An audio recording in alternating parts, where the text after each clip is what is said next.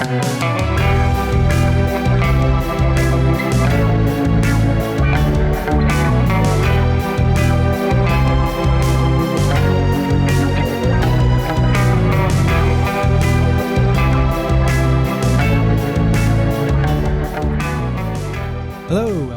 to Why, the podcast where we take a look at things with elements of mystery, confusion, or misrepresentation.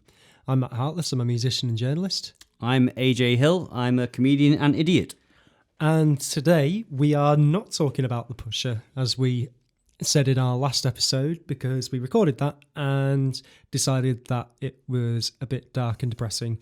So we're jumping straight onto the next one, which is the Fermi Paradox. Fermi Paradox. So this is going out a week before Valentine's Day, so it's probably quite appropriate. Why are we alone in the universe? Because I'm terrible with... Yeah. Where do you think all the aliens are, AJ? Where do I think all the aliens are? Where do you think they are? Give us a brief guess. Where are they? A brief guess. I would say they are in Area 51. Ah, of course, yes. That's Roswell, New Mexico. Yeah. We will talk about those things later. Just a bit of housekeeping before we start. You can find us on social media. We have Twitter, Instagram, Facebook page. We've got all of that shit. You can also find us on YouTube if you're listening to this on your podcast app, or on any podcast app if you're listening to this on YouTube. Most importantly, you can support us on Buy Me a Coffee and help us to make these episodes, and we will have bonus content for you. We'll keep you updated as we go along. But anyway, now let's talk about the Fermi Paradox. Let's start off by describing to the listeners what the Fermi Paradox is. And to do that, we have to talk about first the Drake equation. So the Drake equation was posed by a scientist called Frank Drake, unsurprisingly. So it wasn't a mallard duck then? No. I wish it was. That'd be much better. Bread. But How do I get bread? The Drake equation is a way of finding out how many civilizations there are in, well, a particular area of space. For the purposes of this podcast, we're going to talk about our home galaxy, the Milky Way, because that's really, really fucking big, and other galaxies are so far away that it's kind of unfeasible that we would have received any sort of transmission from them. There are 400 billion stars in the Milky Way. Oh, there. All right. Yep. I've got 100 billion. Okay, well, we can go with 400 billion. So the Drake equation it's the number of stars in a galaxy or universe, whatever. Number of stars in the galaxy, and then the fraction of that have planets, and then the fraction of those planets that are habitable, then the fraction of those that develop life, the fraction of those that develop intelligent life, the fraction of those that develop civilizations, and then all of that multiplied by the length of time to become detectable. You said 400 billion? Yeah, so it's.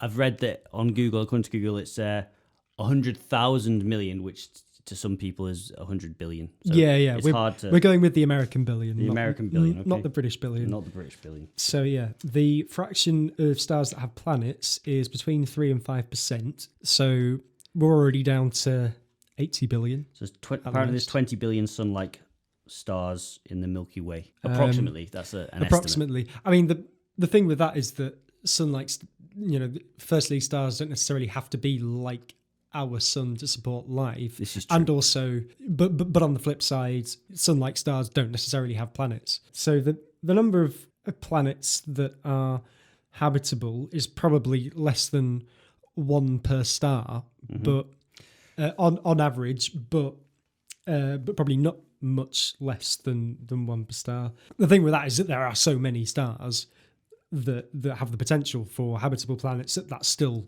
a lot. So with that equation, if 20 billion sun-like stars had in the Milky Way, there would be an estimate that one fifth of those planets would have Earth-sized planets in the habitable zone. If 0.1% of that harbored life in our Milky Way galaxy, there would be 1 million planets with life. Yeah, no, I'd heard the same figure. So 1 million planets with life in our galaxy is, even though that's small compared to the size of our galaxy, that's still a lot. And when we look at the length of time to become detectable as well, our Milky Way is about 1 million or so light years across, which means that it would take light 1 million years to cross from one side to the other. So if each sort of light years worth of Milky Way had on average one planet in it, which is what one habitable planet, inhabited planet in it, which is what statistics suggest,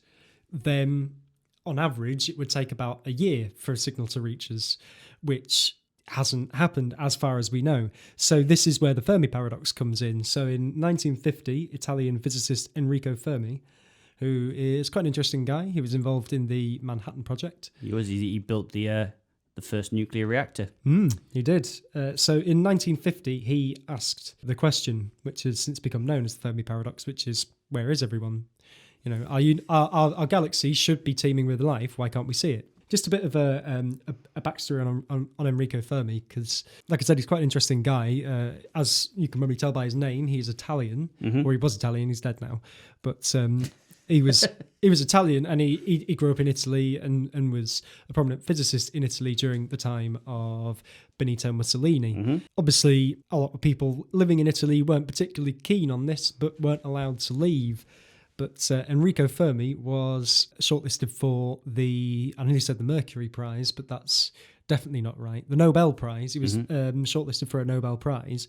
And so he asked the Italian government whether he could go to Sweden and bring his wife as a +1 so that he could receive this prize, saying, oh yeah, I'll definitely come back. And the Italian government let him, and he didn't come back. As soon as he got to Sweden, he was straight on a plane to the USA. So smart cookie. Yeah, indeed.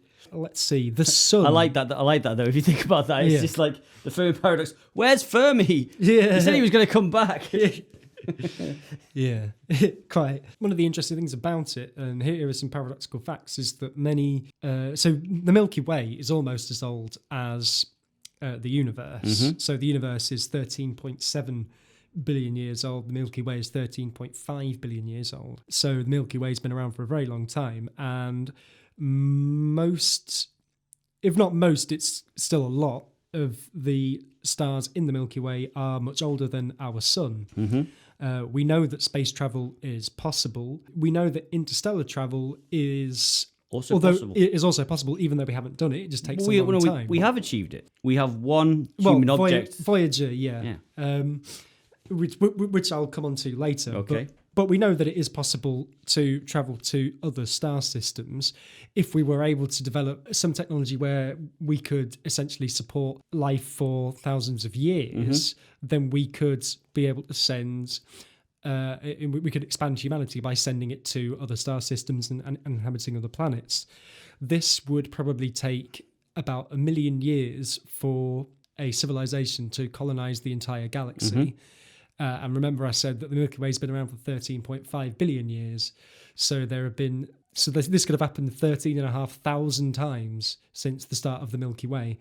So we really should be able to see something if life is as common as we expect it would be. You not seen the Mars face there? Yeah. Intergalactic sex doll.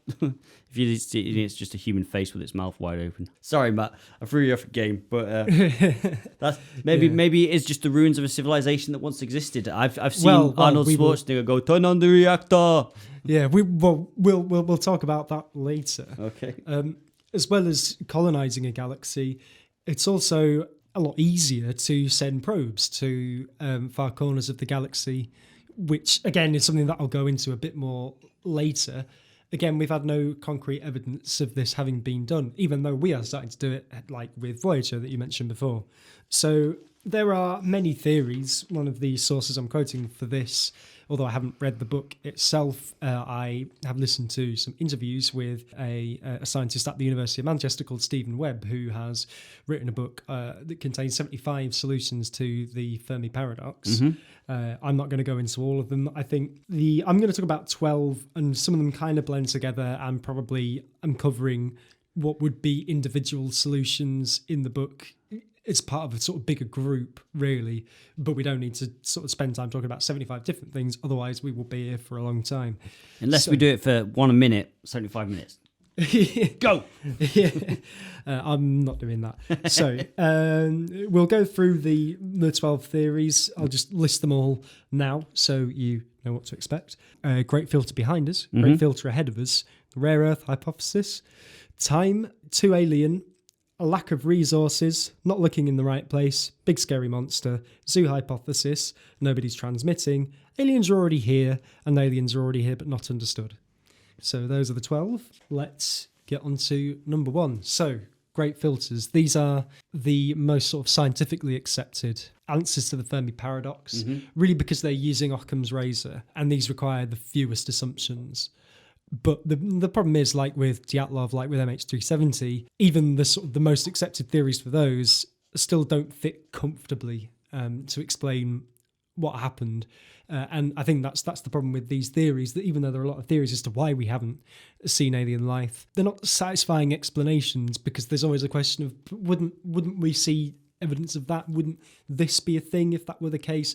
And so it's, all of these solutions are a little flawed in their own way. But the great filters are the most scientifically accepted ones because they require far fewer assumptions than other theories that we'll talk about. A great filter is, well, actually, I'm sure you know what a great filter is. Do you want to have a go at talking? Because I've been waffling on for a couple of minutes now. That's okay. So a great filter is basically barriers that a civilization has to overcome for it to progress and advance to the stage where it could potentially inhabit a galaxy or several planets even, or just colonize the whole of the universe before dying out. So if they don't do it, they die out, and that's why we might not have seen them. Yeah, indeed. So that's the key thing there. Great filters are events that make it common for life to die out. So great filters behind us, potentially multicellular life. So as far as we know, this has only happened once on Earth, where there were for millions of, I think billions of years ago, actually, basically from the time when the Earth was either the first possible point when it could have been habitable, and this is during the late heavy bombardment. So asteroids going not much in the way of water, it'd be kind of like Venus is today, would be what the surface of the Earth was like.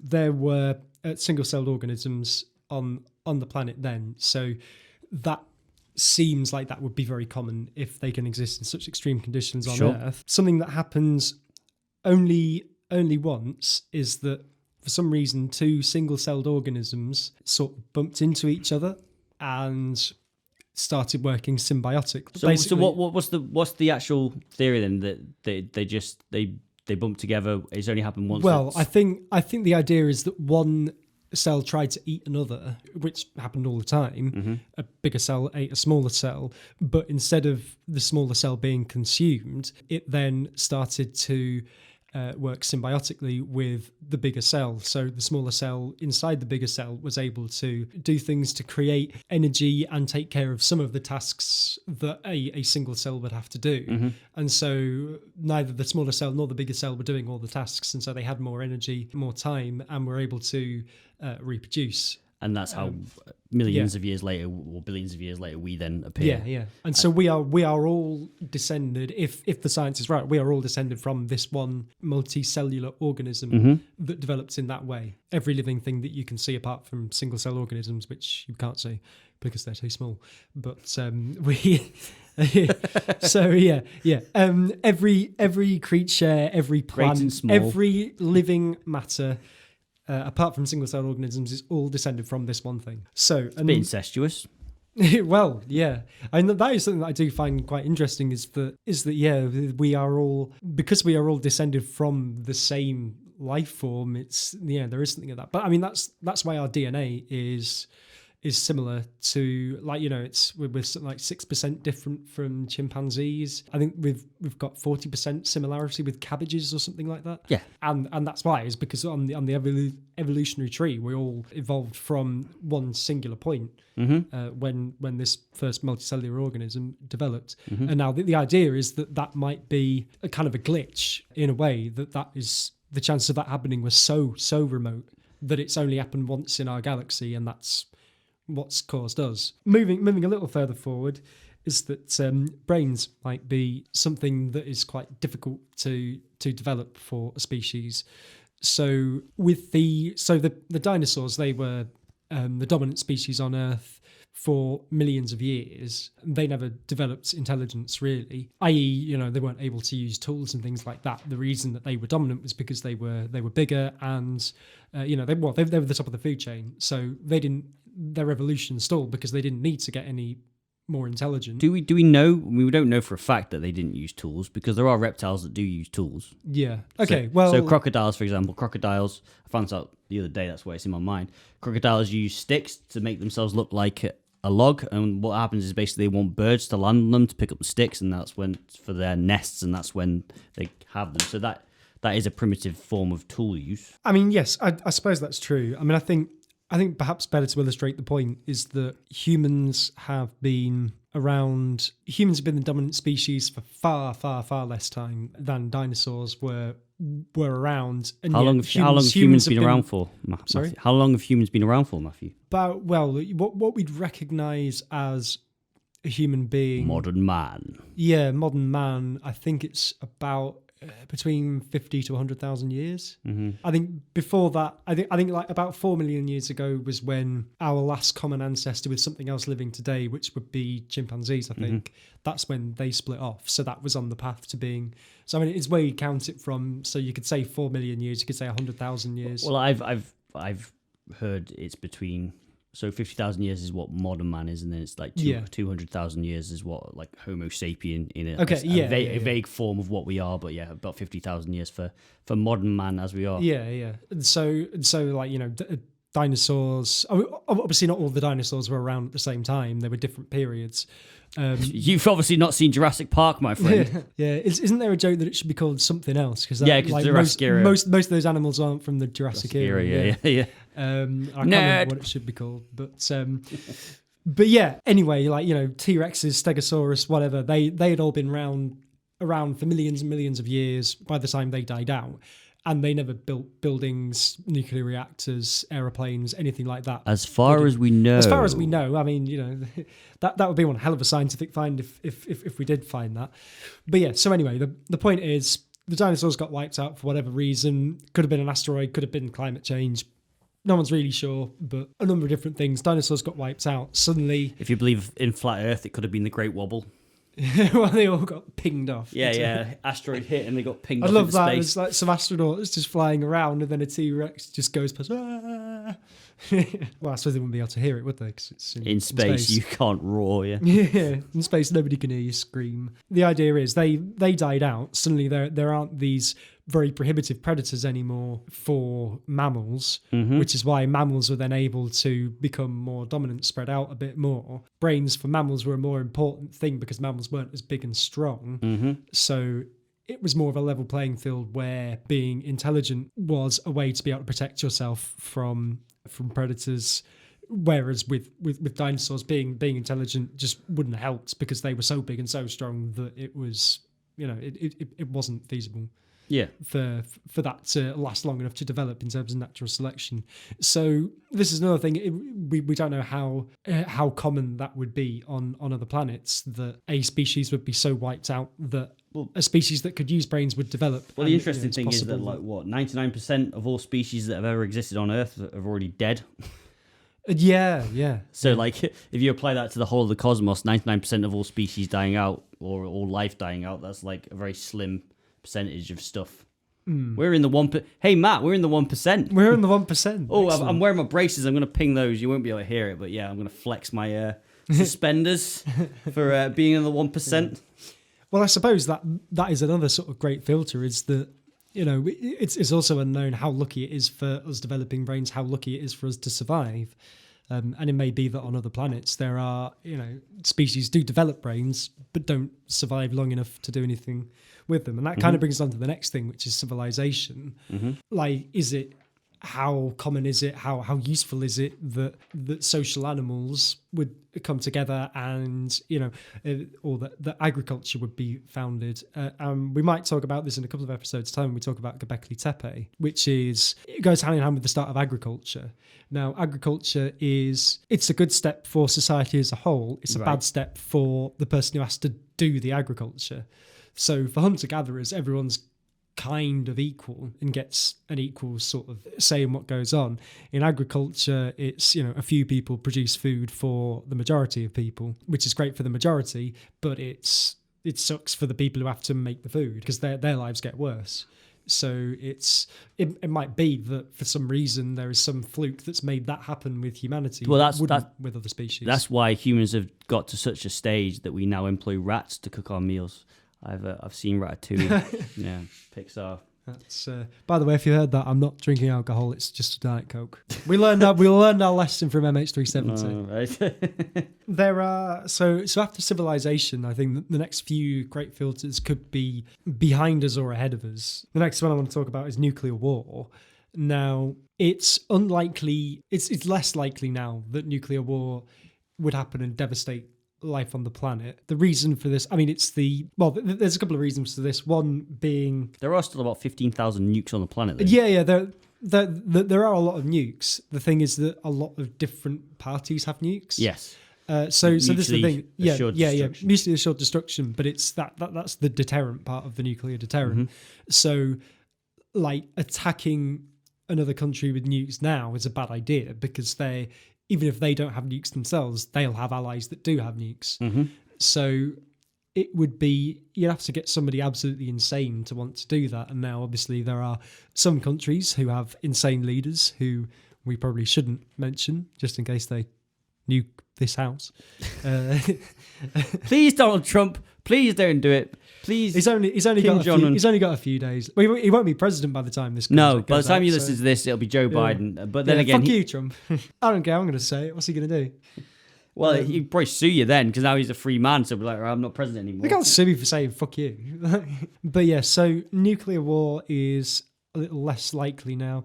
I mean, the other thing with nuclear war as well is that a lot of other technologies have caught up. For instance, with Japan, with Hiroshima and Nagasaki, like dropping bombs on those cities was, well, I mean, there were many reasons for it, but one of the reasons was to stop America having to go in and have a ground war on Japan and a lot more people dying as a result of that. So nuclear war was a better alternative to that, to minimise casualties. Fermi was very unhappy that they did that. Well, I'm sure. I don't think many people were thrilled about it. Yes, so he said that it's not justifiable. Basically, poor old Fermi. He was basically everyone in the Manhattan Project was like, well, this isn't what my technology was meant to be used for. It's meant to be for the benefit of the planet. Yeah, indeed. So with the technology we have now, we have drones and things like that. So it is, you can. That's not to say that everyone uses drones in the most justified way, but it's, we now have technology that will allow countries to be at war with each other, minimizing civilian casualties even more. Right. So all-out nuclear war is slipping further and further down the list of options. So it's like, I think nuclear war is now a little less likely than it was during the Cold War. But so nuclear disaster could still occur. Oh, well, you got Fukushima, which is another Japanese issue, and also France have got a nuclear power plant which is right on the border. They've literally stuck it on the border between them and Belgium. So it's just like, well, if anything goes wrong, the Belgians are good neighbours. Good neighbours. I mean, one of the things with nuclear disasters is obviously everyone knows about Chernobyl. Now, Chernobyl doesn't anymore. It used a different type of reactor to basically there's only a couple of reactors left like that, and they're all in what was the Soviet Union. Everywhere else in the world has much safer reactors. Just a brief explanation. Basically, it's what you use. You can use a coolant and you have a moderator, and so a moderator increases reactions and a coolant stops them, and you can actually use water for both. So when you have, and this is what is the case in most reactors. So when the water boils off, there's less coolant, but then there's less of a moderator as well. So the nuclear reactions decrease, and then when it cools down, you've then got more controlled reactions and they increase. So it's actually an all-out nuclear disaster like Chernobyl is unlikely. I mean, Fukushima still happened though, didn't it? Yeah. But it wasn't anywhere near as bad as I don't think anyone died from a nuclear point of view. I think all the people that Not died directly. Yeah, I mean, it's probably going to cause issues. It's caused issues with marine life, so that's a problem because that's part of our food chain. Well, yeah. I think it's not like nuclear Armageddon could still happen, so it's not like we can breathe easy. But I think the greatest worry for that is probably in the past. Okay, good to know. The other thing I want to talk about is, which is probably as much more of a touch thing in our future, is plague. Now, obviously, at the moment we've got the coronavirus going round, but it's hardly the deadliest disease that we've ever faced. Obviously, the plague, the Black Death. Both of those terminologies are acceptable and used. So, but I think they're different things, though. Okay. So the Great Plague, I think, was 1665. But it was the same illness, though, wasn't it? I thought they were both bubonic plague. You know what? I don't know. But anyway, the thing is they were much more deadly. So I think the Black Death, wiped out between a quarter and a third of the population of Europe. Yep. It was devastating. Which is, I mean, by comparison, coronavirus has wiped out, I think, less than 0.1% of the world's population. The Black Death was a lot more deadly. And, we were able to get over that, and we have better medicines now. We have antibiotics. Yeah, we've got touch wood for how long? Get them while you can, folks. Yeah. So give them to the cows. We are much better at creating treatments and cures and vaccines now than we were. Hell yeah. And obviously coronavirus has been quite a shock. But again, we've been able to. We were overdue one though, weren't we? Well, quite. Yeah. I mean, within a year of coronavirus being known about, scientists have been able to create a vaccine for it, which is quite fast in a timescale, and that will save a lot of lives. So it may well be that plagues are the kind of thing that are really in the past for a great filter. But I mean, there's always a possibility that a future plague could resist all attempts to fight it, and that's what does for us. If antibiotics go the way of the pair, which is very likely, then something like the bubonic plague could become a significant issue. Although we do have hygiene, which is good. So our hygiene is much better than it used to be. Yeah. I had a bath today. It was lovely. Yeah. And I mean, my rubber ducky. And we can also do operations as well now that aren't just and antiseptic surgery. Yeah, quite. Yeah. So you can remove infected cells based on the evidence of past to present. The amount of plagues that are happening, the amount of people dying from plagues has been steadily decreasing. Obviously, with coronavirus, it's a bit of an anomaly, but that's possibly also a great filter that's in the past. But these things might stop life on other planets from ever getting to the point where we are now. So we've had the filters that we possibly have got over and surpassed, but how about great filters that we've yet to come across? This comes on next. Have you got any good ones? Well, climate change is obviously a big one. So climate change and sort of resource depletion, ecological catastrophe. Yeah. And it might well be that any society that develops to the point of being able to communicate with other planets is already on a path to destroy its own planet and create a runaway greenhouse effect and destroy its own civilization. It may be that is just inevitable for all species. So can I give you a theory that I have? Yes. I actually believe that there was life on Venus previously to. Oh, and you think that's what happened to Venus? Yeah, because if you look at what's happened to Venus, Venus is the hottest planet in the solar system because it has a runaway greenhouse effect. Oh. So basically, the whole of the planet is completely uninhabitable. However, they believe that at one point it's within the Goldilocks zone. So they believe that at one stage, it could have supported life if it wasn't for that runaway greenhouse effect. It's similar size to Earth, things like that. It's basically our sister planet. So I believe that it's quite plausible that life could have previously existed on Venus, but for whatever reason that sort of happened. Well, but that's my theory, because if you just look at it, if you look into Venus, it's fascinating. Runaway greenhouse effect. Well, they've been saying that there's a high possibility of life on Venus for the last couple of years now, haven't they? Not intelligent life in the form of microbial life, but yes, if there is currently surviving microbial life, then perhaps, possibly, there was intelligent life on Venus in the past. It is entirely possible. Something else that could happen is an asteroid hits us. Yep. So I mean, it's going to happen at some point. Things with the length of time that the universe goes on for, big old rocks will smash into planets, and it will happen to the Earth. Killed the lizard men. Yeah. Killed the killed the dinosaurs. Just going to my possibly, but going to my job in the rainforest. Love, I'll be back later with 300 pounds of leaf, and then never came back again. What? I don't know. But the equivalent of an office job would be, I don't know, I see. Go and get leaf from the jungles of Mesopotamia or wherever. No, I'm gibbering nonsense. On other planets, we don't know how common asteroid impacts are. It might be that they are more common here, or it could be that once your civilization gets advanced enough, you can stop them from happening. Well, I suppose this would be a good point for you to explain what Kardashev scale is. The Kardashev scale is a way of measuring the productivity, I guess, of a species. Mm-hmm. So there are three main types. There's a type 1 civilization, and a type 1 civilization is able to use all of the energy of its home planet. Where's humans? Humans are at about 0.7. We are not yet able to use all of the resources on our planet to create energy. I mean, but this would be basically the point when we are using things like geothermal energy, hydro, and we don't need to use fossil fuels anymore. Mm-hmm. That's that point. Then a type 2 civilization is able to use all of the energy of its home solar system. Mm-hmm. So this is when we would see things like Dyson Spheres or Dyson Swarms, which is...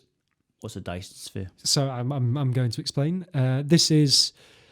a giant vacuum cleaner. Yeah. Not James Dyson. I was trying to remember what the scientist's name is. I've got his name. His name was Freeman Dyson. Freeman Dyson. That's a good name. Anyway, he proposed this idea that if you could essentially enclose the sun in what would be solar panels and then just transmit that energy back to Earth. Enclosing the sun, actually not that feasible because you'd need more matter than is in our solar system to be able to do it. But you could also have a Dyson swarm, which is where you don't enclose the sun, but you just have lots of solar panels just flying around the sun, collecting unfettered amounts of energy, which you can then just send back to Earth. There's been some suspicions that we've detected Dyson spheres recently, hasn't there? Yeah, there is. We can come on to that in a little bit. Yeah. But just so you know, if you want to learn more about Dyson spheres, there is an episode of Star Trek The Next Generation called Relics, where the Next Generation crew find Scotty, the engineer of the original Enterprise, crashed onto a Dyson sphere, and then they explore it. And it's quite a fun episode. That's how I learned about Dyson spheres when I was about 7 or 8 years old. Type 3, which is not worth spending too much time on, because they basically be godlike to us. So a Type 3 civilization is a civilization that is able to use all of the energy in its own galaxy. Mm-hmm. So yeah, a species that could do that would be so far advanced to us. Well, God, they'd be godlike.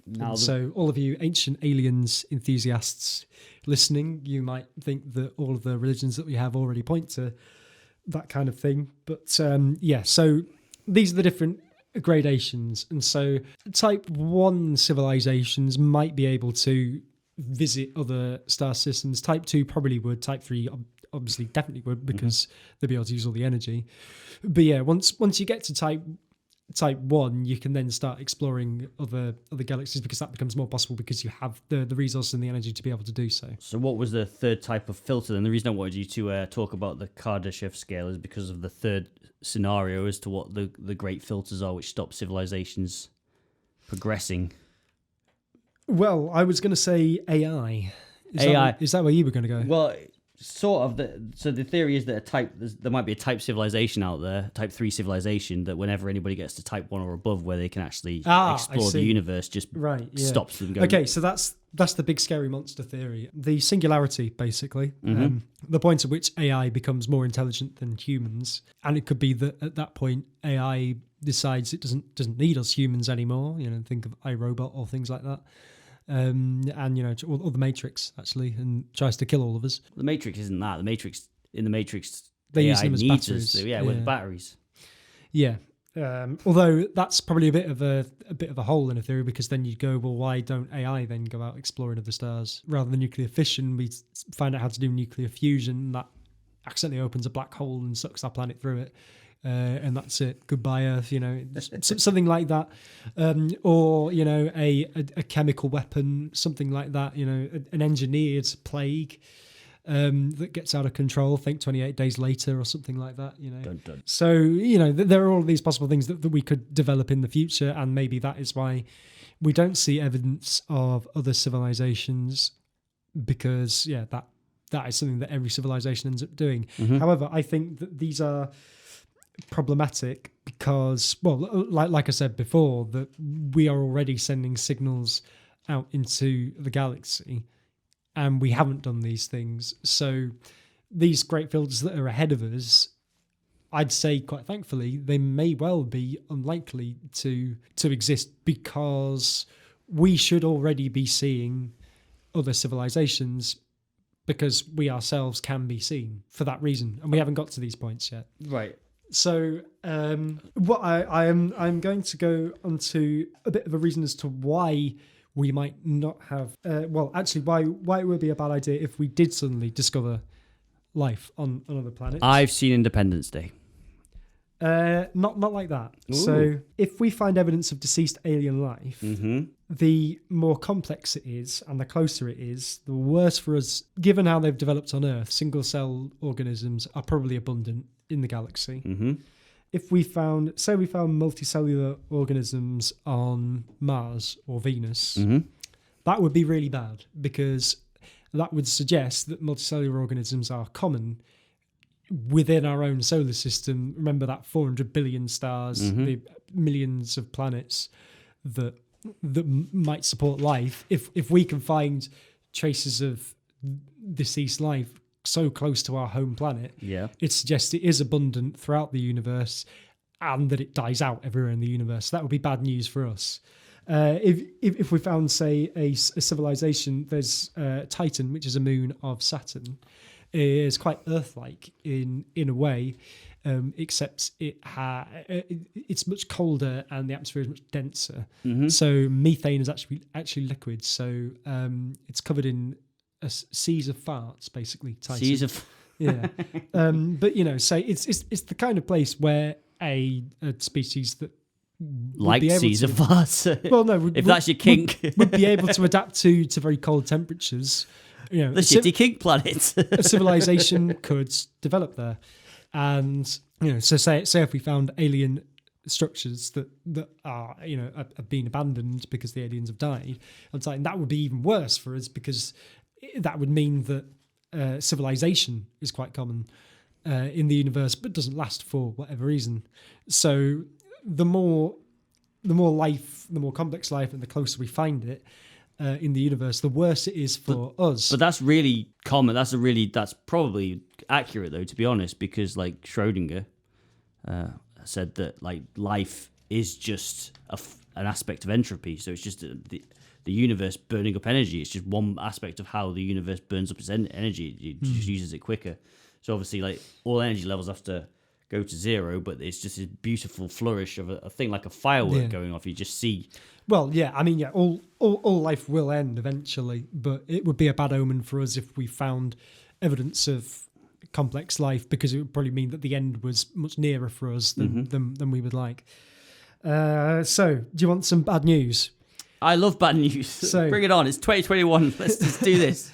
So the wow signal. We're going to talk about the wow signal. We're going to talk about the wow signal. Wow. So on the 15th of August, 1977, at the Ohio State University Big Ear Radio Telescope, there was a signal that was received for 72 seconds at the hydrogen line. Right. Now, the hydrogen line is an easily detectable radio frequency that we as humans, we don't transmit anything at that level, because we always keep it clear for alien signals, and that's what we translate signals meant for aliens at, because it shows that we understand that hydrogen is the most common element in the universe, that it's the simplest element in the universe, etc. But basically the wow signal has all the hallmarks of what we would expect as an artificial signal.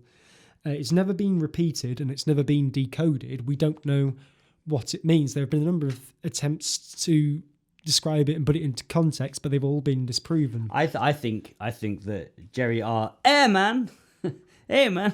Yeah. Oh yeah. He was the scientist that just discovered it. I think he described it the best by going, "Wow, that's a pretty good description." Yeah. 72 seconds of like. Meh. So I mean, we don't know whether that is a signal from aliens or not, but it is the best candidate of a signal from an alien planet. Something a bit more scary about it. Right. So do you know what blue shift and red shift are? Yes, I've got a vague notion of those, but please I will give it to our dear listeners. Yes, I will. So basically when you look at anything, what you're actually seeing is the light reflecting off that object, whatever it might be. Right. Now, light travels at a constant speed. So if an object is moving towards you, it's sort of giving it a push. Yep. So you'd think it would come towards you faster, but it can't. It cannot go faster than the speed of light. What a shitty speed limit this universe Yeah, has. indeed. So what happens is that instead of it going faster, it gets more compressed. And so when you have light rays that are compressed, it goes towards the colour blue. And then redshift is the opposite of that. If it's moving away from you, it gets more stretched out. It can't travel at a different speed. Sure. So yeah, and red is a more stretched out light wave. And our universe is expanding like a big balloon. Indeed. So blue shift and red shift. The wow signal is blue shifted. So the wow signal is being transmitted from something that's coming towards us. Ooh. And it's being transmitted from somewhere in our galaxy.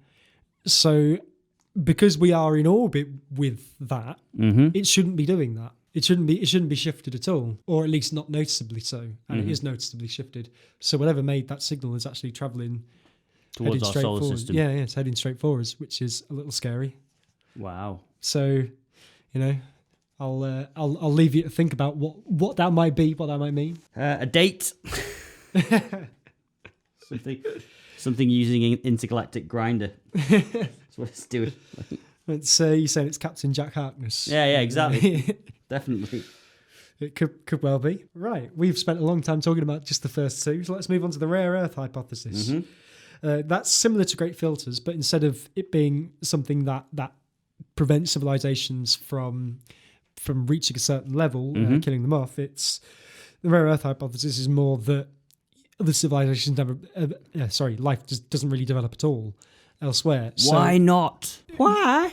Well, I'm going to give some examples of this, and this would suggest that Earth is unique in supporting intelligent life. So we are the only planet in the whole known universe, whole observable universe. How big is that? Well, 90 billion light years. Again, I'm going to say in the galaxy, because the observable universe, there are there are points in the observable universe that we can see that we can only, because of the way light travels, we're looking at them 4, 5, 6 billion years ago, and so they haven't had the time to develop to be able to get a signal. Like, we will never see signals from other galaxies, really. It's too far away for signals to get to us in time before they expand out of view. So let's keep it within our galaxy. The idea that Earth is unique as life supporting in our galaxy is quite interesting, because we are in sort of the perfect habitable zone of our star. The Goldilocks zone. The Goldilocks zone, yeah. Do you think the wild signal comes from the three bears? There also might be a similar zone in our galaxy as well. So we are kind of we've got a sort of very middling orbit in the less than fashionable western arm of the of the local galactic neighborhood. Yeah. Yeah. Well, so we've got quite a good orbit of the center of our galaxy. Towards the center of our galaxy, there are a lot of supernovas, and so there's a lot of gamma ray bursts and just things that just will not allow life to happen. It will just destroy everything. As you get further away from the center of the galaxy, there are then too few supernovas, and supernovas are the only things that can create elements other than hydrogen and helium. So you've probably heard the Carl Sagan quote, "We are all made of star stuff." Yes. That's because all of the elements that make us up, apart from hydrogen and helium, are made in supernovas, and that's so rocks form planets. Everything that's not hydrogen and helium has been kicked out of a supernova at some point. Just kicked out, booted out. So get out. You need to have a reasonable number of supernovas in your galactic vicinity. Hey, otherwise, Ian, you've been evicted for the party. It's not going to be able to. Otherwise, there's not going to be enough elements to collect to be able to make life. I've actually written a song about this called Supernovas. It's on my album Victory. I watched it after listening to a Brian Cox documentary while I was hungover, and he was talking about the supernovas and beneficial mutations and the heat death of the universe, and it was a bit depressing and a bit much for my hungover brain, and I wrote a song about it, and I'll put a recently recorded version at the end of this episode instead of the theme tune. If you can hear us butchering cosmology, Mr. Dr. Brian Cox, well, Professor Brian Cox actually supports he's a proponent of the rare earth hypothesis. He thinks this is the most likely. So he thinks that we're just the only part of the universe. So therefore we have a duty to populate the universe with ourselves. Possibly. I mean, there are other things that make the Earth quite unique. So you are a precious and rare thing. Yeah. So there's the arrangement of planets in our solar system. So we have you might have heard Jupiter being referred to as like a goalkeeper. Yeah. So having like planets the size of Jupiter normally orbit closer to suns. Because our orbit's further out, it ends up sucking up a lot of the asteroids and things that could collide with the Earth and make it uninhabitable. Yep. So we're quite fortunate because of that. We also have quite a stable orbit, so there are a lot of binary star systems in our galaxy, which mean that the planets, because they're orbiting two things, have a very unstable orbit, so they could go in and out of the habitable zone because we've just got one sun of the right size. So even if it was to go out for 24 hours, everything that would be life on the planet would probably die. Or have to be like a tardigrade and go shut all its... I mean... In that small an amount of time, it probably wouldn't make that much of a difference. But I suppose it's like, so, we have seasons, we have ideal conditions for the right kind of food to be grown, the right kind of life to exist at various times of the year and in various places that we can support ourselves as a species. Yep. And it might be that we only have that because of a stable orbit. We have plate tectonics as well, so we generate geothermal warmth, which again makes our planet habitable. It might be that we haven't observed this on any other planet anywhere ever to have plate tectonics. So the idea might be that you need that to be able to, and that also generates an atmosphere and a magnetic field as well. So what you're saying is that, say, when the core cools on this planet, life wouldn't be, I mean, aside from whatever's going on with the sun, if the sun stayed the same, if all the conditions around stayed the same, are you saying that if the core cooled, life on the planet would not be able to exist in its current form? That's what I'm saying, yeah. I mean, if the core as it is at the moment, it generates the electromagnetic field which surrounds us, which protects us from the UV radiation from the sun. Without that... we wouldn't be able to go on holiday. Without that, we'd all be dead. Like, have you seen that shit film, The Core? I have not seen. I have not seen that shit. You're selling it so well. It's a crap disaster movie. It's dead fun, but it's very silly. Basically, what happens in that is the core of the Earth stops spinning because weird cover-up government bollocks happens, which is impossible. But the core of the Earth stops spinning, and because of that, the ozone layer starts to dissipate, which again is not quite right. It would be the electromagnetic field, but because of that, then ultraviolet rays from the sun are then able to penetrate our atmosphere. So we all get a good tan. Yeah, well, I mean, to the point where it melts roads and stuff, and also, there are a lot of things that rely on all the gingers die off first. Yeah, there's also that we have a large moon, which is quite helpful because it means that we have tides and we have a more kind of circular relationship with our oceans and the water, and the gravity on the planet is able to support the kind of life we have because of the moon. So that might be something. There's also water, ozone, as I discussed before, the atmosphere. The atmospheres that are like ours and life supporting, we haven't observed anywhere else. We've observed atmospheres, but water-rich atmospheres and ozone-rich atmospheres, oxygen-rich atmospheres, we haven't really observed those anywhere else. There might be oxygen-rich atmospheres on other planets surrounding other stars ways away, which have been detected. But we need a generation recently. ship to get there. We'd need to travel thousands of years. So that is the rare earth hypothesis, and kind of tacked onto that, time may be prohibitive. It may be that we are actually not alone, but we're the first. Yeah. The conditions in the galaxy have only recently been supporting of intelligent Well, when you just take life. our solar system a few billion years ago, like, which isn't that long a span of time, there would just be like asteroids and mess everywhere. The late heavy bombardment. Yeah. Exactly. So, like, I could quite believe that like things have cooled down. If you say that, you know, our solar system is just a mini kind of version of a whole galaxy, then obviously you've got reactions going off. Right. Yeah. So that may or may not be the case. The other kind of like much sadder thing with the idea that time is prohibitive is that it just takes too long to be able to contact other civilizations on other planets. Like, you know, it might well be that things like the WOW signal are actually being sent fairly frequently at Earth in the scale of the universe, but, you know, they're only once every 1,000 years. So, you know, we've only been able to listen for radio signals for the last 100 years or so, 150 years. So it might well be that you know, there have been loads since humans have existed. As you said, 50,000 years, you know, there might well have been 50 WOW signals aimed at us. And for, say, a civilization that has a longer lifespan, they might be like, well, that's frequent enough, isn't it? They'll pick that up. So. Well, quite, yeah. And even if they'd sort of, in fact, even if they calibrated it, so they're like, all right, well, they're not picking that text message up, send another one.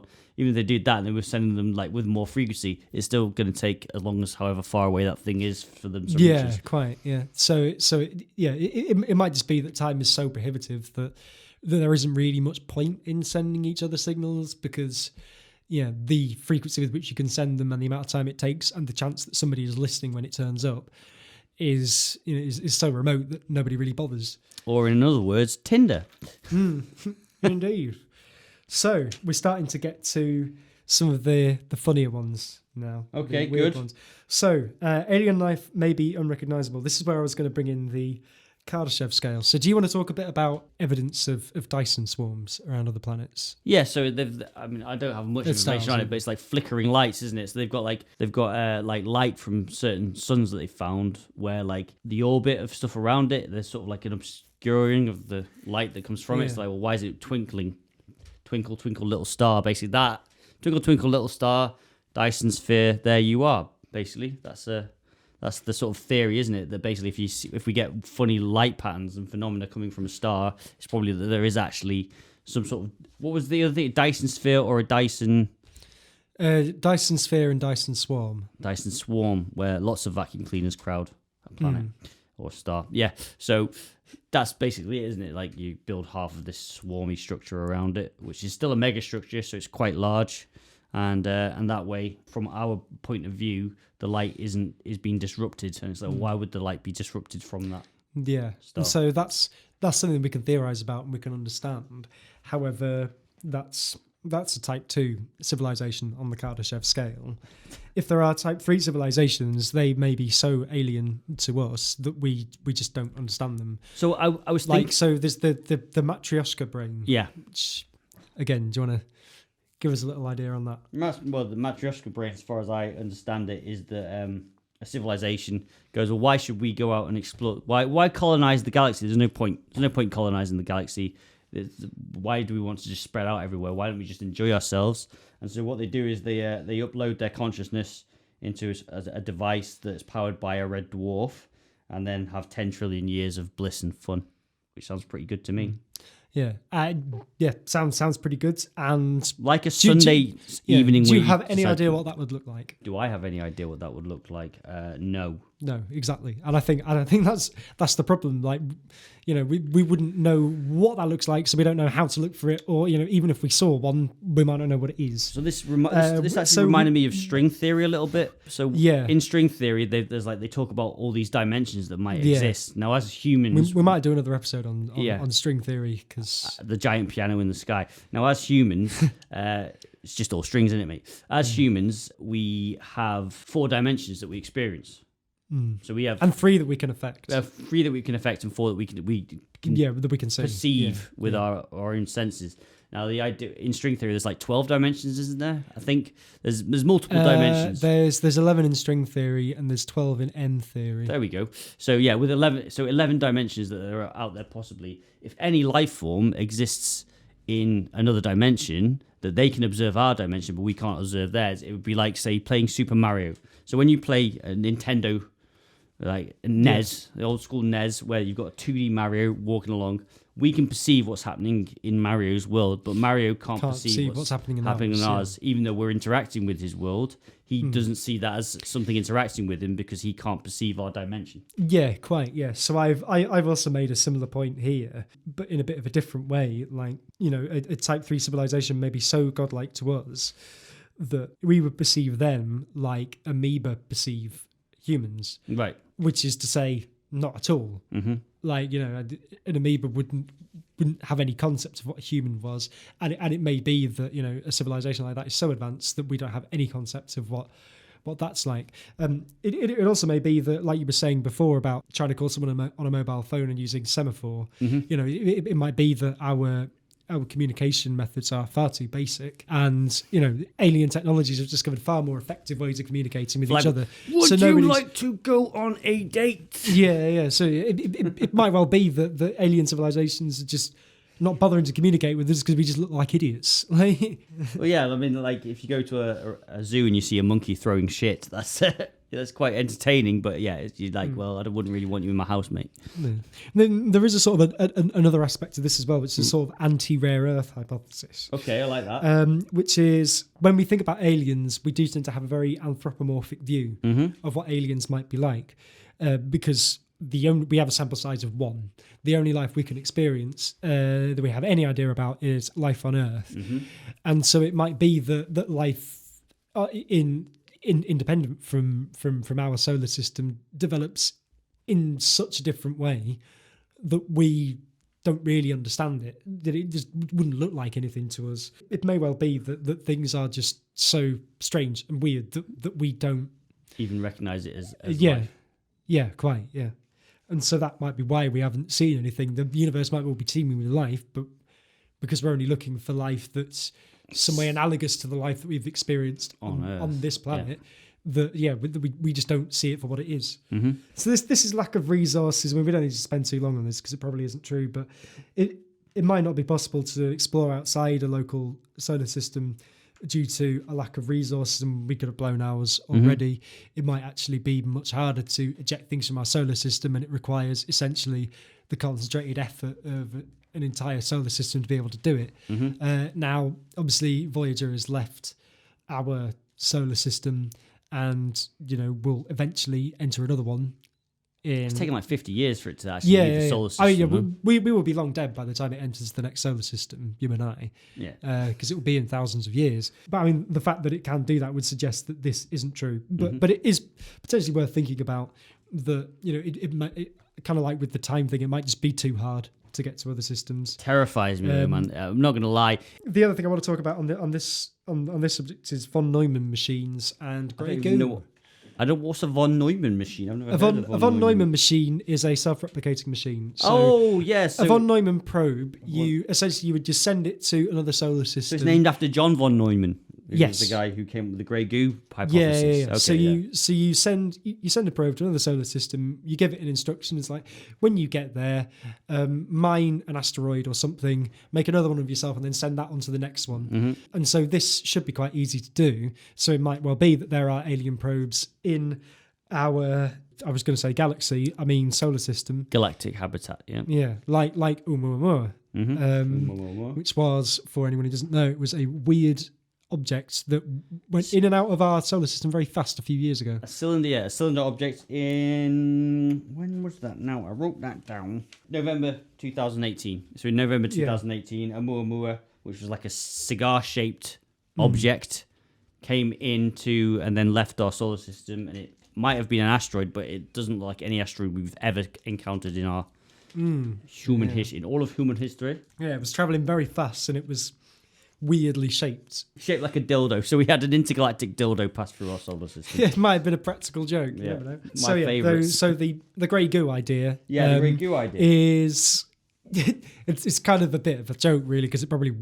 Well, I mean, it might well happen. That's the thing. You say it's a joke, but it's not really. The grey goo idea is basically, it's the kind of thing where if somebody's forgotten a line of code or something, and so von Neumann probes go out and turn everything they find into von Neumann probes, and eventually that just destroys the whole galaxy. Now, the good news is that would take so long that it's not going to happen to you or I. And, if it was close to happening to our solar system, we'd be able to see it by now. To be honest with you, that's something that we could do, though. We have got the option of very soon creating grey goo and screwing everything up. Yeah, but I mean, there's absolutely no need to do it though. But we're messing about with nanotechnology. So we're starting to get we can make these little tiny robots. Should you? The smallest processor is like smaller than a grain of rice, isn't it? Yeah. No, I know. Yeah, tiny processors now, which is interesting. But yeah. So I mean, grey goo is. I mean, that might be another great filter, really. That is another technology that aliens develop, and we will develop eventually, that wipes everyone out. The idea is that we might one day not even be human. Our evolution might be that we create robots, and that's kind of what not quite the human race, but that's what life becomes, which is like Yeah, well, I mean, that's kind of the 2001: A Space Odyssey kind of theory on that, is that alien life is so much further advanced that it's just by the time we're ready to. So the whole thing with HAL 3000 and then Dave Bowman becoming a space child. I never really got that. Yeah. So to be honest with you, I've watched that movie loads. And I'm like, I don't understand what the hell's going on. I've never actually watched it. I mean, a good thing to do is to read the books. Read Arthur C. Clarke's books. Okay. Because they kind of explain a bit more and explain a sort of an interesting thought experiment. As we progress in terms of technology, we develop better and better AI, and HAL is one of those better versions of AI, and that's kind of it's a beginning of a leap into a more machine-based system, because machines don't wear down in the same way that human bodies do. And then past that, it's then Dave Bowman is the first to then go through this Stargate and meet the alien civilization. He's going through a Stargate. He's going through a Stargate to meet Kurt Russell. No, he's going through a Stargate and he's meeting the alien civilization that essentially created us. And as his reward, he is then allowed to evolve. They help him to evolve into a star child, and so he's not really human anymore, but he still retains some of his humanity, so he still wants to try and get in touch, but it's difficult to understand what it is he's doing. And so it may well be. if you've seen the movie, guys, I did not pick up on that vibe at all. I just was like, so I'm getting a lot of this from the books. And actually the sequel 2010, the film sequel is called 2010 The Year We Make Contact. Yeah. That goes into it a bit more as well. I think I have seen that movie, but it's been so long. But yeah, I saw 2001 in the cinema. I mean I've kind of touched on those kind of ideas before, but I think it's quite interesting. Yeah. We might be looking in the wrong place as well.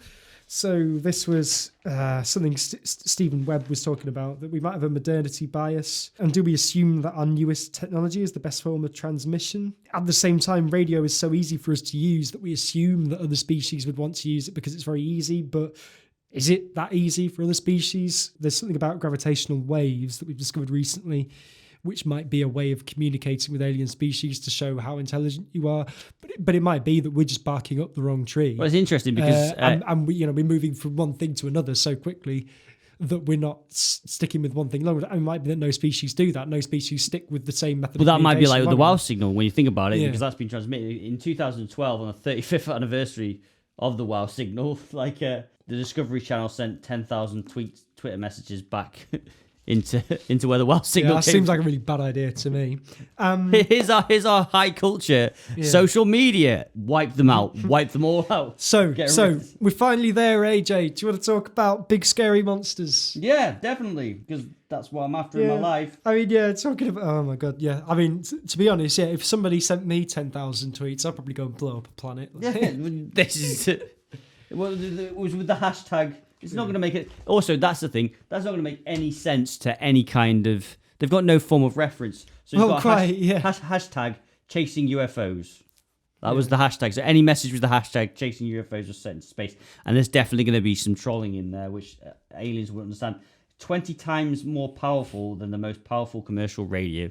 So that's basically sending out a song that would melt the fillings in your teeth. So the big scary monster idea is that a Type 3, or maybe even a Type 2 civilization that was the first to get there might want to retain dominance in the galaxy. Right. And so more primitive civilizations stay quiet because they don't want to be detected, because as soon as that Type 3 or 2 civilization finds you, it will then wipe you out. If you've seen Independence Day with Will Smith. Yeah, exactly. That kind of thing. I mean, that's kind of the basis for a lot of sci-fi movies. You go, oh, really. We want your resources. Bye-bye, little monkey. I mean, the thing is, like, no alien species would probably want to travel all the way to Earth to get our resources, because we don't... Like, all of the resources we have on Earth are pretty common throughout the galaxy. So you could get them from planets that don't have life on them quite easily. It may be that, like, with the thing about oxygen and ozone and things like that I was talking about before, it might be that the concentrations of them and the way that they are composed on Earth is different. Mm-hmm. But these elements do exist everywhere in the galaxy, and they're pretty common. So for an alien species to come to our planet and try and boot us off, well, they wouldn't. That's the point, though. Like, unlikely. They wouldn't boot us off, would they? They'd just be like, booting us off says, "Oh, we're going to evict you from the planet." They just liquefy us and then use our resources within us. Like, so for example, food colouring. In food colouring, you get, what's it called? Cochineal, yeah. So with the cochineal, you get that and you crush it up and you use the resources that's got. That's basically how I would see advanced alien. Like, they wouldn't be like, oh, we'll get the things that you eat. We'll get the pigment from the things that you eat. So no, we'll get the pigment from you. So they might go, oh, your blood, that's a nice colour of red. I want to stain the outside of my ship. I want that colour is that blood red. I think with this theory, it's more the idea that the alien civilizations would want to retain supremacy. Well, I mean, this is literally how rather than using us for resources. Yeah, I mean, that's literally what we've that's done. Like the Daleks. But is that a very anthropomorphic sort of like view of the universe again? Because it's just like, well, whenever an advanced civilization on Earth has come up against a less advanced civilization, we've gone, well, we're just going to get rid of you because you're in the way. So, you're a threat. We don't want you. So you look at like the Native Americans, it's like, get away, get out. We want the land. But also then it was like, well, actually, we just don't want to cohabit with you. So we're just going to murder, death, kill you. Yeah. It might be that all aliens are racist as well. Yeah. They come and give us some blank. There might be two aliens sitting there having a podcast somewhere else in the universe going, I fucking hate humans. Yeah. How about we go and give them some infected blankets? Hey, if they show up with blankets and whiskey, piss the fuck off. Yeah. Get away from us, please. Or maybe our two alien counterparts are having a podcast where we're going, I can't believe most of our species wants to go and wipe out humans. They're probably all right, They're all right. We're not. We probably deserve it. We're fucking awful. Interestingly, with this particular theory is that we have refrained from contacting nearby planets for this very reason. So the signals that we've sent out, we've sent them to quite distant stars. Mm-hmm. If where we're not going to get a reply within our lifetimes. So I didn't know this. So we've been refraining from actually contacting closer by society. You haven't been like blah blah blah blah. Hey, Alpha Centauri. Exactly. How's it going? Yeah, exactly. So star systems that would we'd be able to get a reply within our lifetimes. We haven't been contacting them. That's ridiculous. because we are worried that as soon as they know we're here, they're going to come over and do us in. That's what you want a booty call, though. I mean, isn't the idea that we want to meet them? So I mean, I don't know, big scary monsters. How big and scary are they? Really. The thing is, until we develop to that point of civilization ourselves, we couldn't really understand the reasons for wanting to be the only one. We can use an analogy like with Europeans meeting the Native Americans and fucking things up for them. Well, it's not even that. I mean, so take for example that there's other primates now that have reached their Stone Age. So we've been talking about Stone Age. So here's one for you. Then there are sort of, they think that gorillas have actually reached Stone Age in certain parts of the world, and they believe that other they started to make their own tools basically to sort of do stuff. Now, unfortunately, we're not going to allow that to continue too far because we wouldn't want them to be competing for resources. Now, I know you say, well, we don't want... It might not be that they want to come to us to get our resources, but at the same time, they might not want us to go to them to start using their resources. So they'd be like, well, okay, you now are at a level where you're actually a threat to us and a threat to our way of life. So we're just going to stop you from coming anywhere near us because we don't want you to sort of take our resources and infect us with your funny little pink skin ways. Well, yeah, that is a good point, and I suppose it also might be the thing of like, you know, if gorillas did start getting towards like the Bronze Age and Iron Age and things like that, and they were making swords and bows and arrows and stuff, that would, you know, if we still have physical bodies, that would be a problem for us if they were trying to fight wars with us. Even if it was with primitive technology, it would still, you know, Well, if you know, you could still quite easily get killed by a sword or a bow and arrow. Well, there's that island off of India, isn't there, where they're not allowed to have... North Sentinel Island. North Sentinel Island, they're not allowed to have any kind of contact with the outside world. And yeah, because they just kill everyone as soon as there was some Christian mission went there a few years back to go, I'm going to give them the word of Christ. Went over there and they just like, they left his body somewhere for fishermen to pick up. So the fishermen went and got him. They just killed him with a spear straight away because they're not stupid and they know that we're... So I suppose maybe aliens would view us in the same way. They just, you know, they'd be worried that we'd be too warlike. So it's just like, well, we need to...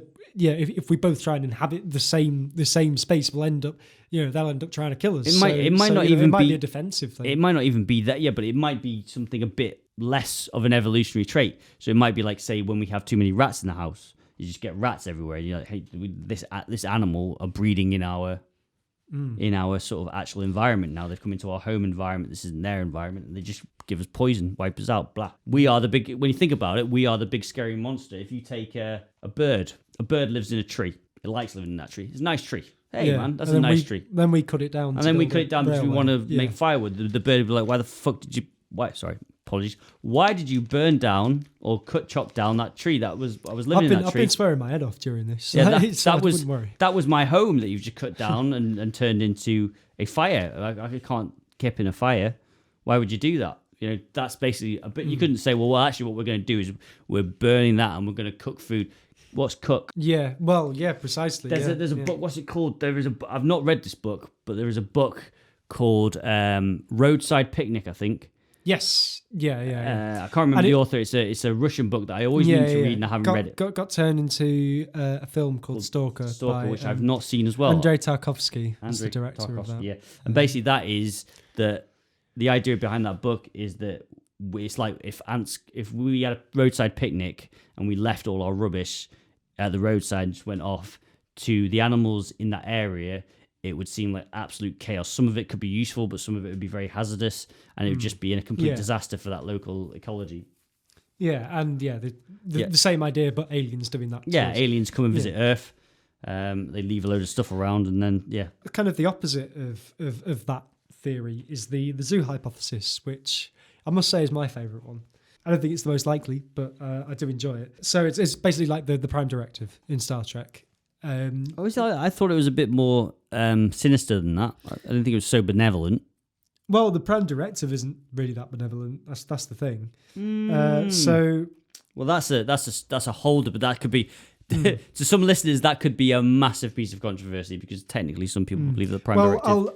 I'll explain why, and I'll explain why scientists really don't like this idea. Okay. With sufficiently advanced technology, aliens that could come all the way here would be able to cloak themselves so we couldn't see them, basically. Yep.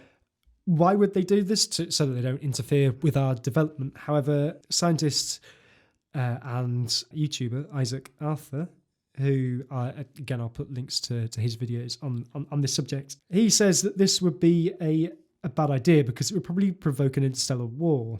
So think how many humans have died from curable diseases or natural disasters over the years that aliens with technology sufficient enough to come all the way to our solar system, hide themselves, would be able to stop. Right. So, you know, think of how many people have died of coronavirus, for example, or how many people died in the Indian Ocean tsunami, or Hurricane Katrina, the Black Death, whatever.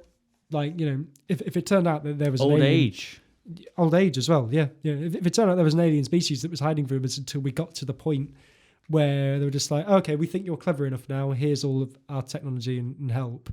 We'd be furious, you know, especially if you'd lost someone to something that was now preventable because you've been given the cure. So the Prime Directive is kind of the same thing. So it's really not benevolent at all because it is. You know, it stops a lot of people from... It would stop a civilization from being able to look after its people for no real reason. Well, I mean, so to counter that, one of the reasons for it is basically it's like, well, you're not advanced enough to understand the technology. So it's a bit like the roadside picnic. It's like, well, if you just went along and said, here's all the stuff that you need, have at it. And so if you gave a caveman an iPad, Well, the caveman wouldn't know what to do with it. And like, they might use it incorrectly. So rather than sort of like, I don't know, getting a takeaway or flirting with your office assistant, they might, I don't know why people do that on an iPad. Probably wouldn't these days. You want to go paperless, you don't want to be getting involved in workplace shenanigans. Don't use traceable things. Anyway, bad advice. What are you talking about? I have no idea. But yeah, if you gave a caveman an iPad who's never used an iPad. I think the idea is that you would tell them how to use it, though. But even if you... So, okay, think about it this way, right? In the last 500 years, language has almost completely changed. Like, the English language has almost completely changed. Yeah, but I mean, language is not necessarily... Like, you know, we can train dogs and cats to do things and they don't speak English. Yeah, but what... They don't speak any human language. But what I'm saying, though, is that if you went for more advanced civilization came with a language that was similar to ours or a communication method that was similar to ours, but not quite. Even if you take the pet analogy. So if you gave a dog a bone and you go, hey, that's a bone, you can eat it. The dog might only understand bone in that sentence. And you'd give the bone and it would understand that it could eat it. But if you go, well, don't bite the bone in half and swallow it because it'll hurt you, the dog might still bite it and swallow it in half and hurt itself. Yeah, I think there is probably a way of being able to teach more primitive civilizations enough about what they're doing. I mean, I think as well with, like, you know, cures for diseases and stuff, why stand by and let people die of the Black Death or people die in the Asian tsunami? Like, what's the point of that? Like, if you could come down and just hand out vaccines for all of that stuff, or you could come down and stop the waves and let all those people live. Well, why not do that? What is the benefit? Okay, vaccines then. Well, suspicion. We have vaccines to this day. They cure they've cured billions of people and they've prevented billions of deaths from all kinds of infectious diseases, including smallpox, which was a massive killer up until last century. So we got rid of it. We got rid of smallpox completely. Vaccines have proven to be one of the most effective forms of, like, infectious disease prevention that we've ever invented. And yet today there is a growing movement that's suspicious of vaccines. So if you go and give it to someone on technology and say, this is amazing and this will sort out all these illnesses, people go, I don't trust it.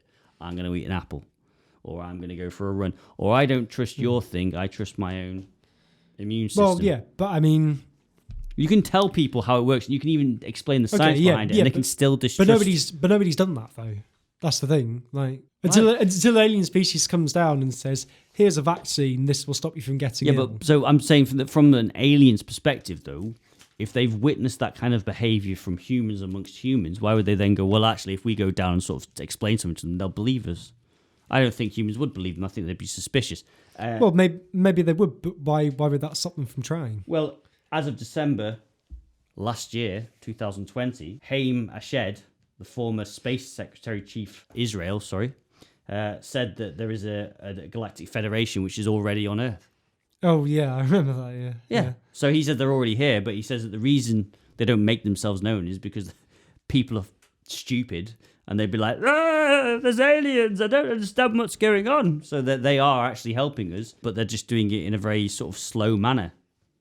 Which goes along with those. Well, I mean, okay, so that's even worse then, if they are already helping us and yet people are dying from all of these disasters and diseases and things like that. Well, maybe they're not that advanced that they can stop those things, or maybe they don't understand why it's a problem. Maybe they're at the point where it's like, well, actually, like, death is just a normal part of life. Why are you worrying about it?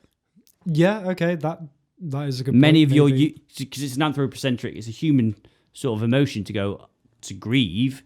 Maybe they don't have grief in the same way. You could just have a species that's like, yeah, well, there's still enough units of you for the species to continue. Why is it a problem? That is a good point. That is a good point to that theory. I mean, you could get some humans who'd be quite rational and go, okay, well, we'll work with you. But if you tried to explain that to, like, I mean, hell, okay, so I'm going to have this rant now because I need to rant about it because it's been driving me nuts. Loads of people have been complaining about fireworks. Whenever there's a public holiday in the UK, on all the local forums, people have been bitching about fireworks and it's driving me nuts. And it's like, well, what's the problem with it? Well, scaring my dog. Okay, is it scaring your dog and it's disturbing me? I don't want it. They shouldn't do it. I don't want anybody to do it because it's scaring my dog. And you're like, you don't want anybody to enjoy a firework because it's scaring your dog. You and your dog haven't been around when fireworks were invented as a thing. They've been enjoyed by billions of people across the planet, and you just want it to stop because it's scaring your dog. Yeah. So something that's a mild inconvenience to say one person, but is enjoyed by millions of other people, they don't want. And so humans are like that. They're like, no. They're very self-centered. They can't see the bigger picture. They don't want to see the bigger picture. They just want to be like, no, this is my world. It's an inconvenience to me. I don't like it. Even if it benefits other people, even if it's enjoyed by other people, even if it's something that brings joy or prosperity or anything. You know, I know fireworks may be a little thing, but I think it's a good example of how humans can just lose their shit over some minor stuff that is maybe nice and enjoyed by people. Them and vaccines. It's literally, in fact, those two things, I've been arguing about it for months, Matthew, with people online. Vaccines and fireworks. How does this relate to the zoo hypothesis, though? I've got a bit lost. You shouldn't get lost. It's very simple. It's like, look, if we can't enjoy nice things like vaccines and fireworks without some sort of consensus, then how the hell would an alien species come along and go, you're too self-centered, you can't see the bigger picture. One person dies. I don't even understand why that's sad. One person's died. Oh, I see what you mean. Right, that unit was malfunctioning. It's gone. Or that just because one unit has not worked properly or something's happened, as a whole, you're doing all right. I don't understand what the problem is. That's quite an alien way of looking at it. But yeah, when you think about it, that could be quite a reason for why, the globs don't want to deal with all of us, because they're like, well, some of you are really rational. Well, yeah, I hadn't considered that like a zoo hypothesis, because aliens think that we are too self-centered and too difficult, and they want us to grow out of that before they start interacting with us. And even though that might hurt, it's just like, well, we don't want to provoke a war now. You don't even understand your own consciousness, so why would we try and explain that to you? Because if we did try and explain it to you, you'd be like, oh my God, I have toes. The next theory is that nobody's listening, because either everyone's transmitting or nobody wants to. Good. My favourite one. No, sorry. I got that literally the opposite way around. Nobody's transmitting because everyone's listening or nobody wants to. Think of a weekend where you're waiting for the ideal event to come along, to do, just something to do, and you waste the whole weekend not doing anything because you're waiting for something to happen, instead of like just asking around your mates and just saying, let's do something. Yeah, exactly. Yeah. So what if it's kind of like that on a sort of cosmic level, that we're all waiting for someone to be the first to make contact, and we're all going, well, we don't want to miss it. So we're all just sitting there listening. Like Tinder. Yeah. So with Tinder, you all join up, you wait, you swipe, and then you might get a match, and then you have to wait, and you want the other person to contact you, and then they never do. Yeah, is that from personal experience? Yeah, I use. Actually, I'm laughing at you. Like I never got a date from Tinder. No, I've never got a date. I can't remember if I ever got a reply on Tinder. Actually. So I didn't try using it for that long. Here's a fun fact about Fermi. So Fermi once said, when asked he meant by a miracle, he said, "Oh, anything less than 20%, any occurrence with a less than 20% chance of it happening is a miracle." Now, in 2016, Matthew. 2016, Queen Mary University, there was a study done at Queen Mary University on Tinder, and it found that men have a low success rate on Tinder. For heterosexual men, their success rate was 0.6% for matching with somebody or getting a date, whereas women were more selective in their swiping, and they had a success rate of 10%. So literally getting a date off Tinder is a miracle. It's a miracle, okay. To Fermi. Yeah. But there you go. We're all sending out. That is a good example of people sending out messages to people and sending out some sort of signal, which is even just putting a profile and going, "I'm here, contact me," and yet we're just missing each other. Yeah. And I hate the fact that on Tinder as well, it goes, "Oh, you've just missed a match." Oh, great. Well, cheers. Maybe that's what's happening with the Fermi Paradox. Maybe it is that with Tinder, if you start paying into their subscription and start giving them something, you then get more chances of getting the signal back. So maybe there's a galactic bank account that we need to pay. Yeah, there's a galactic paywall that we're not paying into. That's exactly as soon as we pay into it, then it will just disappear. And it's like, hey! Oh, I like that idea. Well, actually, no, I don't like that idea, but that would be pretty funny. So the other thing about nobody wanting to transmit, consider humans and Neanderthals. So evidence suggests that humans built vehicles and were more migratory, and Neanderthals were not. They were just quite happy to stay where they were. And it might be that most species actually develop and have no desire to go anywhere else. Or, like the Matryoshka brain, it's, it's become so utopian that they don't need to. Again, this is quite an it's not even anthropocentric, it's quite a Western idea that it's like, well, we need to go and colonize the whole, manifest destiny. Well, yeah, we exactly, have to manifest destiny, the whole of the universe. Like, do you really? I'm quite happy on North Sentinel Island, just fishing. Well, yeah, exactly. Yeah, it might be that other civilizations are just have little desire to go outside of their home planet. They don't need to. It's already perfect. Intergalactic lockdown. Let's stay in and drink and play Jenga. Like, yeah, quite. Yeah. So we will come on to the last two now, which are again kind of related. I said before, if aliens have already visited Earth, it's most likely that they've sent drones to us, like Oumuamua. Mm-hmm. Is it possible that the aliens themselves have already turned up? Well, again, according to Aim Ashed, the former Space Secretary Chief for Israel, he says that the Galactic Federation is already here. They're already in touch with the Trump administration and the governmental bodies. Oh, that's bollocks. And out of all the people they want to get in touch with, Donald Trump, I don't think so. Yeah, but if you go for the JFK conspiracy theory, it's like every time anyone becomes president, they get taken into a room, sat down. It's like, right, if you don't play ball, that's what's going to happen to you, back into the left. So, well, yeah. I just meant it maybe more it's the aliens that do it. Maybe it's the aliens that take you into. Maybe that's who the Bilderberg group is. I was just thinking, like, I was more thinking that aliens probably wouldn't bother wanting to talk to Donald Trump. They'd just be like, "Nah, he's an idiot." Oh my God! Come on. If you got to Jacinda Ardern, if you got to see an orange orangutan up close and personal, who's like wears suits and somehow managed to become the most successful human being on the planet. Yeah, no, maybe you're right. I guess that would be quite a good attraction, wouldn't it? Yeah. Hey, you're flinging shit. Amazing. So it's possible that there are rogue aliens or that accidents occur. So think like the Doctor and the Time Lords. Mm-hmm. Like the Time Lords have this policy of only observing, but the Doctor actually he wants to come to Earth or she wants to come to Earth and help out the humans because they feel as though it's the right thing to do. So if there is a zoo hypothesis thing going on, you probably get aliens who would break that because, either by accident or because they want to. Well, think about it. If you've been to a zoo, right? You've been to a zoo where like animal in a playpen or whatever, well, not a playpen. They don't play much, or some animals do. But anyway, animals. Well, like in aquariums where you have like the touching pool thing. Yeah, so say there's an ape. There's an ape, and the ape's in an enclosure, and it's always lived in the enclosure. So that's nature. That's what nature is. And then it's got things that are observing it because they go to the attraction. Every now and again, you get a kid who just throw a banana into the playpen. So they might be interacting with us like that. It's like, you're not meant to do any of that, but somebody breaks the rules and sort of goes, here you go. Yeah. Right, yeah. Or they go, let's pick you up. So, could be alien abductions. Let's just have a closer look, pick up and prod. Well, yeah, I mean, there have been plenty of... That's the aliens trying to stop you from spitting the truth. Like, yeah. Zap. Yeah. Yeah, there have been plenty of alien abduction stories. How many of them I believe, I don't know, but they are quite common. There's also, there are some weird examples of things. Was the alien... Have you angel hair? Did you hear about the thing about angel hair? Angel hair.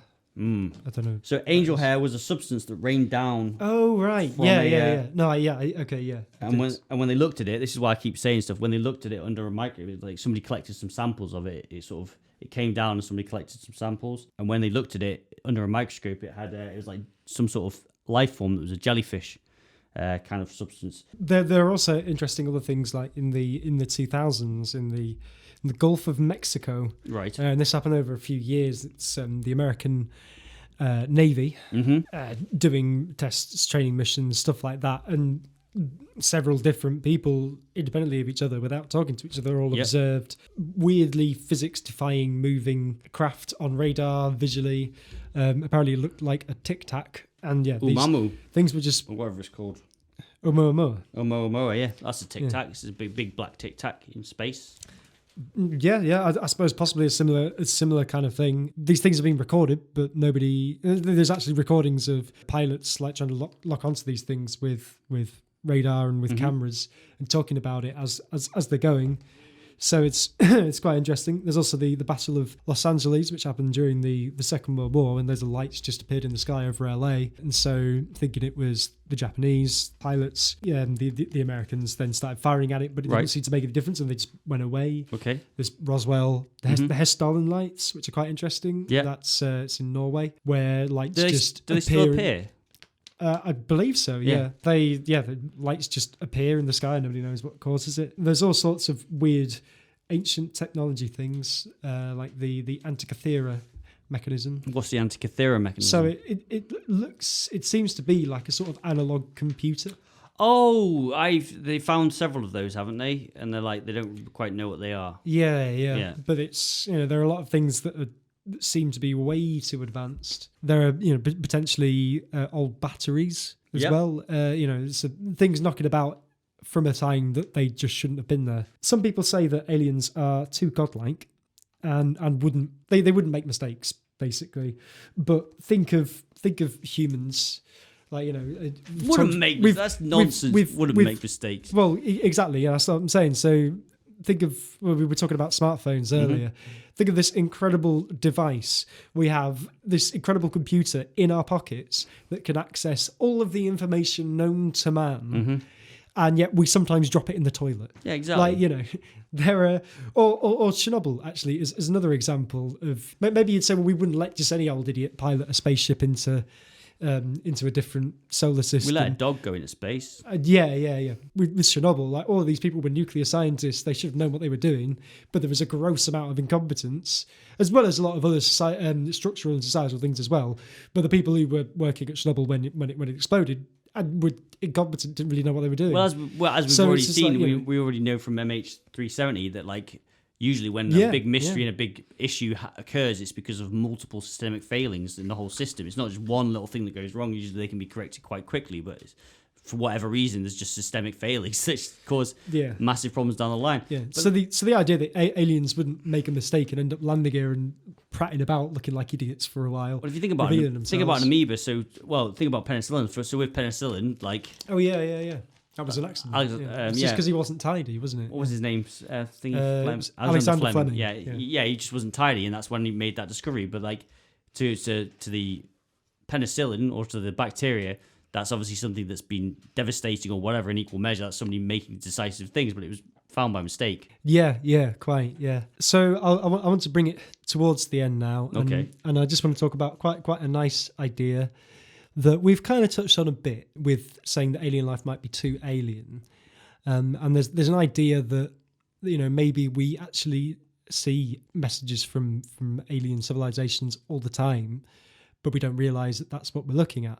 So as an example of how this kind of thing could happen, in The Hitchhiker's Guide to the Galaxy. Yes, by Douglas Adams. I've read the books. I've listened to the radio. I've seen the movies. All of the dolphins, they leave Earth. They're actually more intelligent than humans. They leave Earth, and they try to warn us that the Earth is going to be destroyed by the Vogons. And the last message they send is they do this sort of dance with the beach ball, and that's, humans just think that's all it is, and it actually means so long and thanks for all the fish.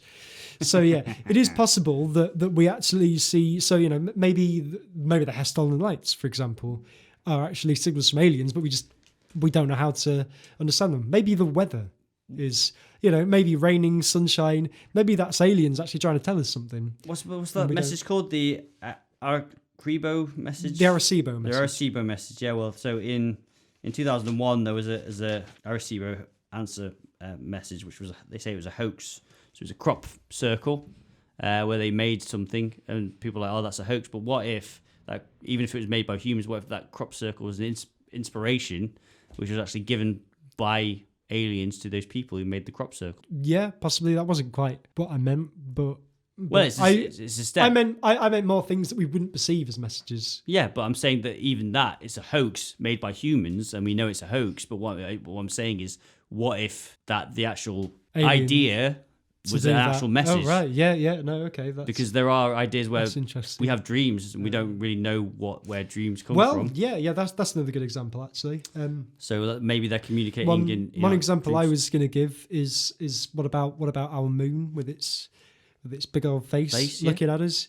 You know, what if that didn't get there naturally? What if that's basically a big old alien billboard, but we just don't know how to read it? Yeah, well, same, You know, same with could be. the face on Mars. Yeah. Like, it's like, well, from certain angles, it's only from one certain angle that we would see a face in that. It's like, yeah, but we did see the face in that. So why wouldn't that be something that maybe they figured out, oh, one day they'll see this and they'll understand that, you know, you're not alone. What else? Yeah, I mean, the whole idea with dream, the other thing is obviously we have a limited capacity. So here's a good example. I've never done DMT myself, but multiple people that I've heard explain it, they say that once you do DMT, you start communicating with other entities, and that's something that they feel that they are communicating with other entities. So maybe it's just that within our visual spectrum, we can't perceive these other beings, and it's only when we do DMT that we can communicate with them. But sadly, we can't always remember the message afterwards. Well, yeah, quite. I mean, it might be that, you know, so we can see things with visible light. It might be that we'd only be able to perceive aliens if we could see an infrared or something like that. Well, even hallucinogenic substances, because when you think about it, what hallucinogenic substances is, they stop your brain processing the way that we process life, you know, the world around us, to just function on a daily basis. Hallucinogenic substances get rid of that, don't they? So maybe when someone says, well, I was communicating with these other beings, maybe that's the only time we can actually communicate with them, but we don't see maybe it that way. Is actually, because that's a lovely idea. I think that's where we should end the episode. Actually, AJ says to everyone, you know, take acid or shrooms or DMT. It's not what I'm saying, folks. So you can talk to aliens. That is where they all are. We've solved it. This is our white whale. Where are all the aliens? They're actually all around us. It's just we can only see them if we take hallucinogens. I think that is the perfect place to end this episode. What will we solve next time? We're going to talk about Cicada 3301. So can you solve that on acid? Do you reckon, AJ? Probably not. I haven't tried. Some of the smartest minds on the planet can't solve it. Well, maybe that's what they need. They just need a tab, and they'll be. As I said, I've been AJ Hill, comedian and idiot. So if for the query that I said before, that's something to bear in mind. I have been, and in many ways I still am, Matt Hartless, musician and journalist. Or are you? Continuity. Maybe time is the big barrier for us being able to communicate with other species. The message backwards, man. It's all backwards, like. Maybe, yeah. Get all your records and play them all backwards and see what happens. Anyway, that will do. We will be back in 2 weeks, as I said, with Cicada 3301. Goodbye. And if you are listening to this from outside of the Earth, please get in touch. We'd love to hear from you. I recall all the joy of a tryst left unseen. Then you looked at me and you smiled and we kissed. Enhancements of life that you lost and we missed.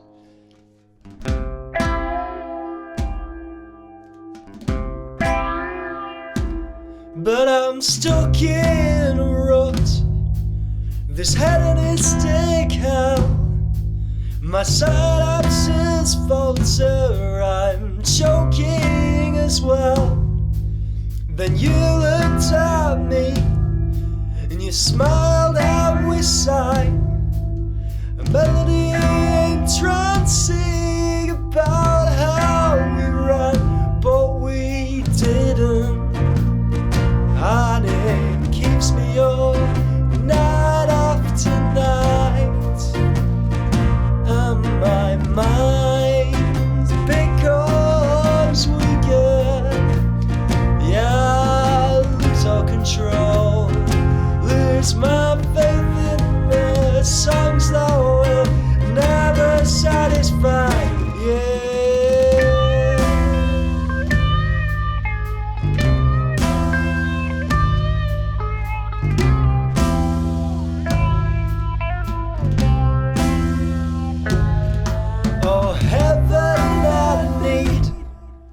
To feel you today, my soul has a price, like Dorian Gray. And the moment I drop my gaze from your eyes, my world falls away. Emotions